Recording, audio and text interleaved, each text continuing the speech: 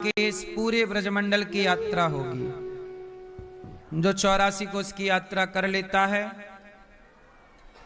वह 84 लाख योनियों से मुक्त हो जाता है। इसलिए अभी 10 तारीख से 10 मार्च से 84 कोस की यात्रा है, तो आप प्रेम से कर सकते हैं, आप आ सकते हैं। नाम लिखान के धाम में ले चलते हैं। इसे कहते हैं मानसिक पूजा। अब ये कौन सी पूजा स्टार्ट करा रहा हूं मैं? मानसिक, जिसमें केवल मन काम करेगा, शरीर काम नहीं करेगा। शांति से बैठ जाओ भैया, बैठो और मानसिक पूजा जो हम करा रहे हैं उसकी ओर एक कदम बढ़ो। सब लोग आंखें बंद करो। आंखें बंद करके अब हमारे संग चलो सब लोग यमुना जी। सब लोग ऐसा भाव बनाओ कि हम यमुना जी स्नान कर रहे हैं। सब लोग इमेजिन करो कि हम यमुना जी नहा रहे हैं। स्नान यमुना जी का करके अब हम शुद्ध सुंदर कपड़े पहनकर अब हम बिहारी जी के दर्शन करने के लिए जा रहे हैं। सब लोग चलो, भाव सब लोग बनाओ कि हम यमुना जी स्नान करके कपड़े पहनकर सुंदर अब हम बिहारी जी की ओर चल रहे हैं। यमुना जी को प्रणाम करके अब बिहारी जी की चौखट को प्रणाम करिए। भाव बनाइए कि हम बिहारी जी के चौखट को प्रणाम कर रहे हैं। अब अंदर घुसिए, प्रवेश करिए मंदिर में। भाव बनाइए कि जैसे ही हम मंदिर में गए बिहारी जी का पर्दा बंद था। अब आपने खुलने का इंतजार किया। जैसे ही पर्दा खुला ये खुल गया। जैसे ही खुला सामने बिहारी जी विराजे हैं। उनके माथे पर मुकुट है, मोर का पंख लगा हुआ है। भगवान की आंखें बहुत सुंदर कजरारी सी हैं। उनके गाल बहुत सुंदर हैं। भगवान के होंठों का दर्शन कीजिए, मुस्कान है मानो आप। हे नाथ, हम आपके हैं। हे प्रभु, हमें स्वीकार कीजिए। हे नाथ, हे श्रीमन्नारायण, आपके सिवा हमारा कोई नहीं है। आप ही हमारे माता हैं। उद्धव से वृंदावन जरा जाना,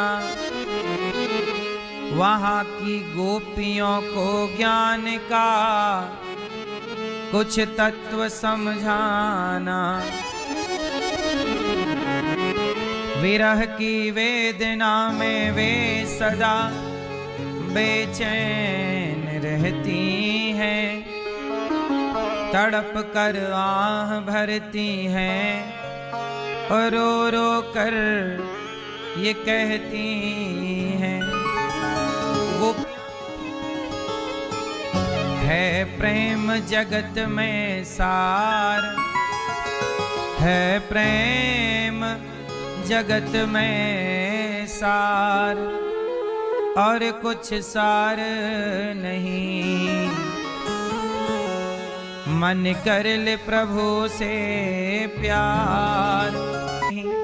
सीता मैया रावण के यहाँ गई तो रावण की ओर नहीं देखा। कल हमने आपको कथा सुनाई कि रावण की ओर सीता मैया नहीं देखी। और अपने इसी गृहस्थ में मस्त रहो और समय बचे तो देखना ही है तो भगवान की ओर देखते रहो, बस। सही है। अब तीसरा और सुनो। हनुमान जी किसकी ओर देखते हैं? किसकी तरह? नहीं, राम जी की ओर तो देखते ही हैं। ठीक है। जब हनुमान जी लंका गए तो रास्ते में एक मैनाक पर्वत आ गया।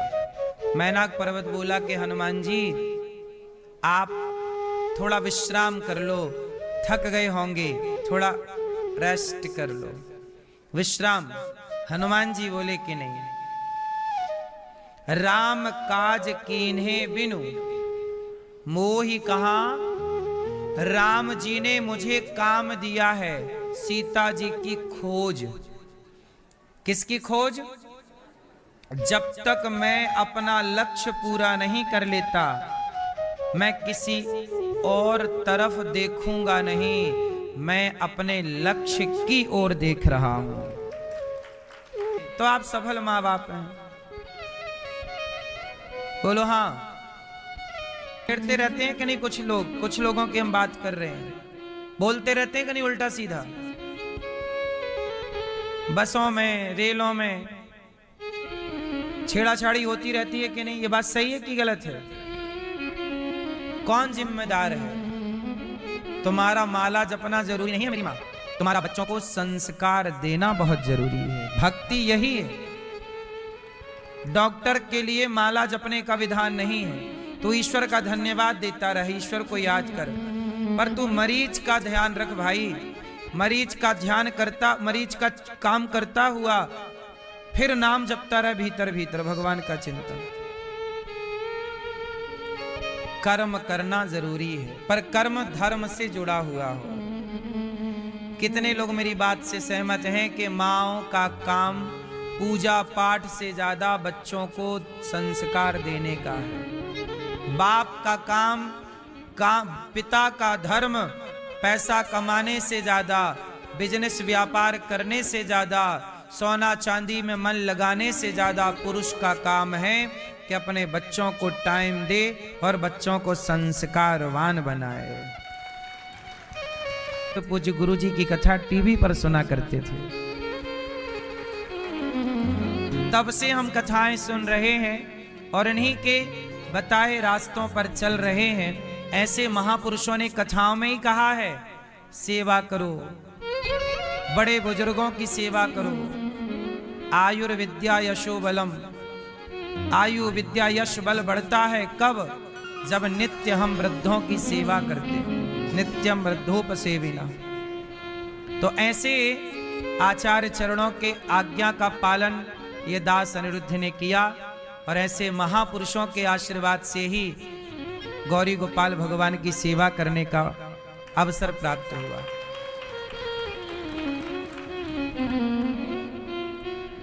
मेरा परम सौभाग्य पूज्य गुरु जी आपके श्री चरणों में दास का बारंबार प्रणाम नमन स्वीकार कीजिए। मैं आपका दास हूं, सदा आपके लिए हृदय में यही भाव रहता है कि देखिए आप सब जानते होंगे, लोगों के मन में भगवान की भक्ति जगा रहे हैं, सेवा कर रहे हैं, गौओं की सेवा, माताओं की सेवा, और जो भी आवश्यकता लेकर आता है सेवा से ही प्रसन्न होते हैं। ये करके दिखाया है अनिरुद्धाचार्य जी ने। अब इन्होंने ऐसी ऐसी लंबी लंबी बातें हमारे लिए कह दी हैं। अब हमको टेंशन हो रही है कि हम कुछ ऐसा ना कह दें जो इनकी बात झूठी हो जाए, क्योंकि हम ठहरे ब्रजवासी, हम अपनी आदतों से कभी भी अलग नहीं आते, वो बात अलग है। परंतु कहने के लिए हम पे बहुत कुछ है। ये ब्रज की धरा, ब्रजवासी, ब्रज का कण कण, प्रिया प्रीतम की लीलाएं, सब कुछ है। परंतु अभी हाल फिलहाल में हम सिर्फ दो बातें आपसे कहेंगे। अभी हम सीधे कलकत्ता से, रात भर कलकत्ता से चल के आए, दिल्ली में एक प्रोग्राम अटेंड किया। रास्ते में हम जब हाईवे पे थे, जमुना एक्सप्रेसवे पे, यहाँ से आधा पौना घंटा दूर, तो अचानक से हमें याद आया कि हमें एक प्रॉमिस पूरा करना है।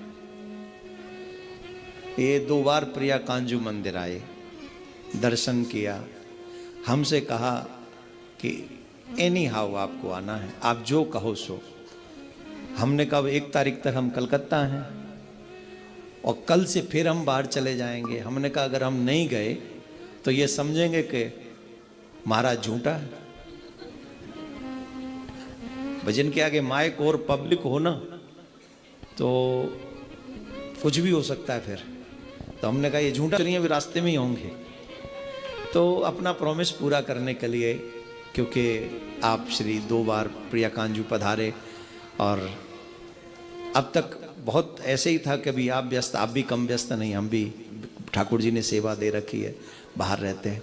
पर आपसे 2 चीज़ें हम जनता जनार्दन से कहेंगे प्लीज़ इसे आप और महाराज श्री भी इसे आगे शेयर कर दें। पहली बात, जितना धर्म को तुम जानते हो उतना नेक्स्ट जनरेशन को दे दो। अदरवाइज तुम्हारे घर के मंदिरों में कोई दीपक जलाने वाला नहीं रहेगा। लोग तो रहेंगे, दीपक नहीं जलेगा, क्योंकि जैसा माहौल। अब लोग कहते हैं कि भगवान की इतनी पत्नियां। अब इसका कारण हम बता दें, इतनी सारी पत्नियां क्यों है? आपकी कितनी पत्नियां हैं? क्यों भैया, आपकी कितनी पत्नी है? हो गई शादी? एक भी नहीं है। आपकी एक, आपकी एक है, और आपकी? और भगवान कृष्ण की 16,000। क्या वो क्यों किया? ऐसा क्यों किया? ये भगवान ने किया। तुम्हारे पेट में काहे दर्द हो रहा है? तुम्हारे बस में हो तुम भी कर लो। तुम्हारी एक तो हो नहीं रही है, और हो गई तो परेशान हो। 3-4 हो जाएंगी तो मर जाओगे। क्यों मैया? आजकल आदमी एक शादी से नहीं परेशान हो जाता? हाँ कि ना? नहीं?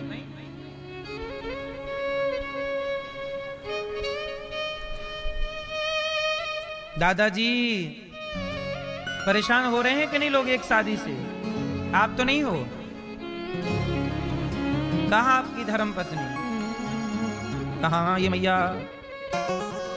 ठीक है। भगवान ने 16,108 विवाह इसलिए किए, पिछले जन्म में उन कन्याओं को वचन दिया था।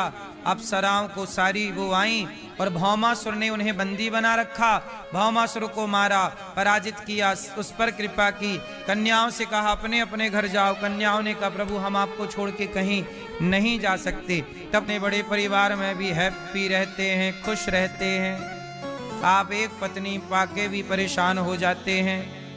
इसलिए कहता हूं कि गृहस्थ आश्रम जो है, गृहस्थ आश्रम बना लेना बड़ी बात नहीं है, उस गृहस्थ को निभा लेना